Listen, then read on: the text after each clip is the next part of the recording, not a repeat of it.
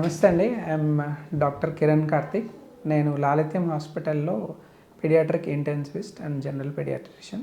ఇప్పుడున్న current generation పిల్లల్లో one of the major problems screen time. అంటే మనం రోజులో ఎంతసేపు, ఇట్ క్యాన్ బి టీవీ కావచ్చు, ఫోన్ కావచ్చు, ట్యాబ్ కావచ్చు, ఎంతసేపు చూస్తున్నాం అనేది ఇంపార్టెంట్.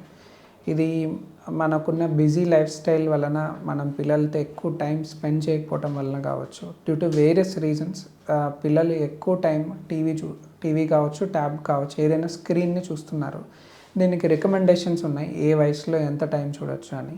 అది మీరు ఏ గూగుల్ వెబ్సైట్లో చూసినా తెలుస్తుంది. దాన్ని దాటి మనము స్క్రీన్ టైం చూడకుండా ఉండాలి.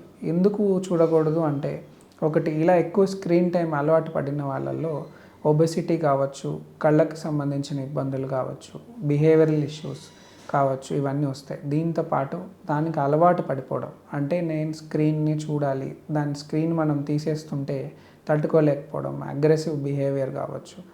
ఇవన్నీ ఒక ఎత్తు అయితే, టీనేజర్స్ కొంచెం పెద్ద పిల్లల్లో ఏ కంటెంట్ చూస్తున్నాము, ఎలా చూస్తున్నాము అనే దాని మీద మనం కన్నేసి ఉండాలి. అది లేనప్పుడు వాళ్ళు ఏమైనా చూస్తారో, ఏమైనా నేర్చుకుంటారో, ఏదైనా చేయగలరు.